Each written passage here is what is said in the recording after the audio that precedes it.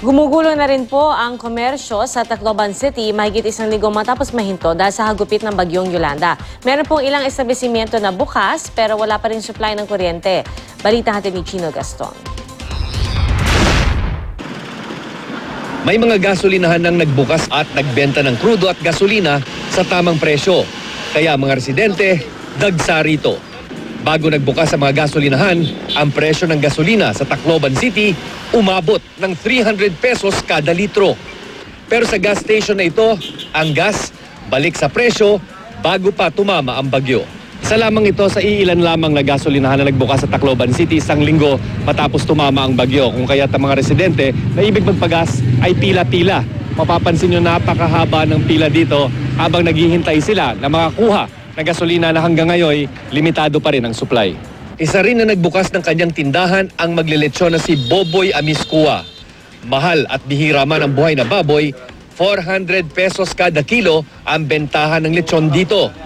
Mahal para sa mga parokyano ng lechon dito sa Tacloban City. Medyo mahal ba yun? Medyo tumas yan, tumas. Mataas yan, mataas. Pero naiintindihan nyo bakit? Siyempre, naintindihan mo. Swerte raw siya dahil hindi nasira ng bagyo ang kanyang tindahan kahit pa wasak naman ang kanyang bahay. Mahal din yung bili namin ng baboy eh. Saka yung uling eh. Mahal din oh. May mga butikang nagbukas na rin para makapagbenta ng gamot sa mga nasalanta nilang kababayan. Sa linggong ito, inaasahan na magbubukas din ang ilang bangko sa lungsod. Kaya puspusan ang paglilinis ng mga bangko bilang paghahanda sa mga paparating daw ng mobile ATM machines ngayong linggo. Basama ng records, kailangan daw makapagbukas ang mga bangko para may magamit na pera ang mga tao at umandar ang komersyo. Maglilinis na muna kami at saka we're planning sana within a week makabukas kami. Ano yung mga ATM? Ganun, kaya pa yun? Nag-aantay kami na advisory pa eh. Alamang yung communication line, doon tayo depende.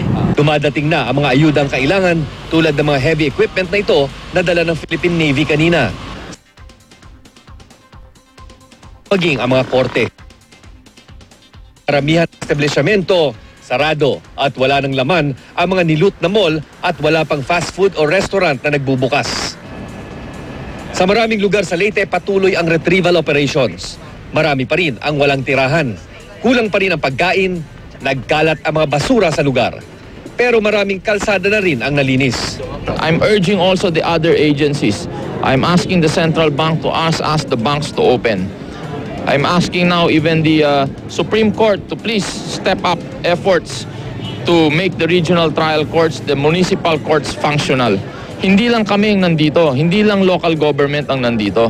Maraming ahensya dito, maraming branches of government that have to also pick up the pieces and start moving. Sa Baybay City, Leyte, hindi pa rin mga sasakyan ang inabutan naming nakapila sa ilang gas stations, kundi mga taong bit-bit ang kani-kanilang galon. Karamihan ay mga driver daw ng habal-habal at dumayo pa mula sa ibang lugar. Tinitiis ang mahabang pila at mainit na panahon para makapag-igib ng gasolina. Tanging mga generator sets ang ginagamit para sa pump ng mga gasolinahan. Limitadong ibinibenta hanggang 200 pesos sa mga motorsiklo at 500 pesos naman sa mga pribado at pampasaherong sasakyan. Chino Gaston, GMA News.